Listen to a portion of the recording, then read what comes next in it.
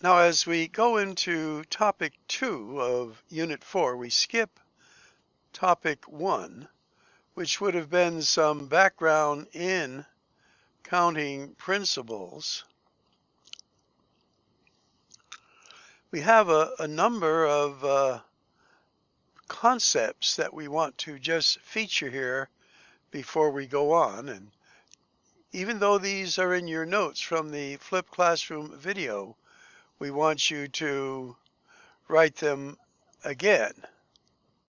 Now, the first is the fundamental counting principle itself of K events. Now, if you have 3 events and you have a certain number of possible items that could be used in that event, then the fundamental counting principle states that if you have, let's say, 3 events, then the numbers that you can use in the first times the number that you use in the second times the number of items you could use in the third gives you your total count. Now, this leads to the second part of this, in which we use the concept, a mathematical concept, of factorials. And the symbol for factorials is the exclamation mark, and N stands for the number of items, again, that you're going to use in this process. Now, the factorial process is, if this number here is, let's say, 10, then you're going to times it by 10, then now less 1, this is 9, less 2, this is 8, and so on until you get to 1. So again, we've covered this earlier in the Flipped Classroom video, but we are reviewing it now. Okay, let's go on to some examples and apply these principles. So for example 1,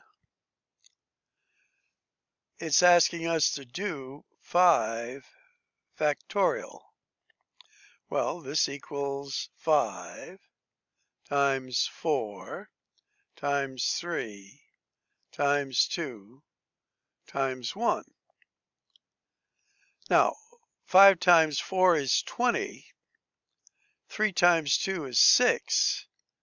6 times 20 is 120. Now, you also know that on your calculator keyboard, somewhere there is this symbol. So you want to be sure you know how to use that calculator that you have, getting 5, put in there factorial, and then getting 120 out of it. Now, this way would be the arithmetic way of doing it, and then this would be the calculator way of doing it. All right, let's go on. Now, for number 2, let's set this one up through arithmetic, where we're going to go 5 times 4 times 3 times 2 times 1. This is the spreading out of the factorials on top. Now on the bottom, we're going to go 2 times 1. And then in parentheses, we're going to go 5 minus 2. That's going to be 3. So this part will be 3 factorial, which is 3 times 2 times 1. So we've taken away the factorials. Remember, factorials are an operational symbol telling you to do this. Now, since these are all factors, put a dot there if you like, we could do some canceling out. We can cancel this out with this. This is a 1. This is a 1. Now we can go 2 goes into there once, 2 will go into there twice. So now what do we have left? Well, all ones on the bottom, and then 5 times 2 on top. So this will be 10. Now what we'd like you to do is put this in your calculator and try the calculator method to be sure you get this answer. And we'll pause. I just did it on my calculator and verified it. All right, let's go on to number 3. Now, where we did the other one by arithmetic first, here they're definitely asking you to do it by your calculator, and you may have done that one already. So what did we say 5 factorial is? 120. Now, by the way, 5 factorial is always 120. So if you could remember some of these, then that'd be good, but perhaps not.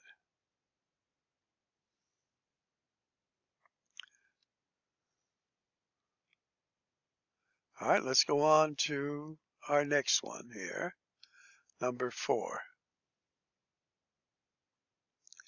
Now, for this one, it's a little bit tricky, so let's see if we can get some background on it.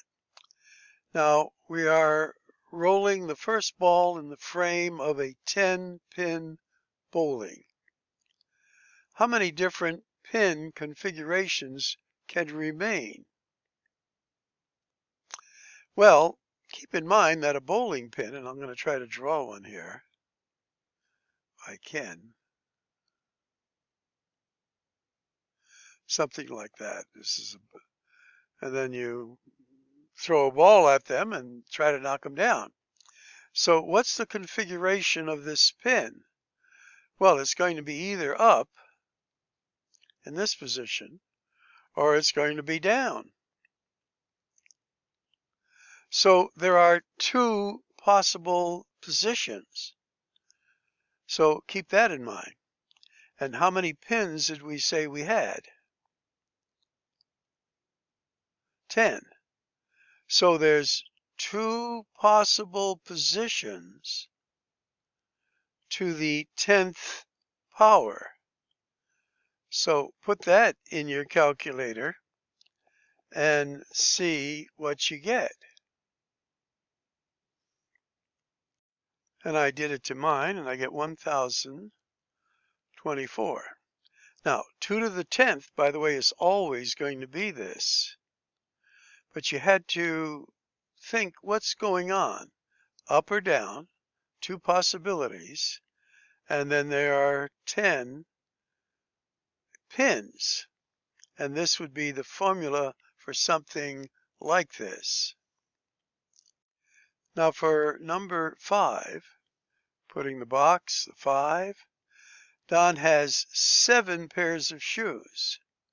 This will be using our fundamental counting principles. So that's 7. Has 6 pairs of pants. That's 6. And 5 shirts.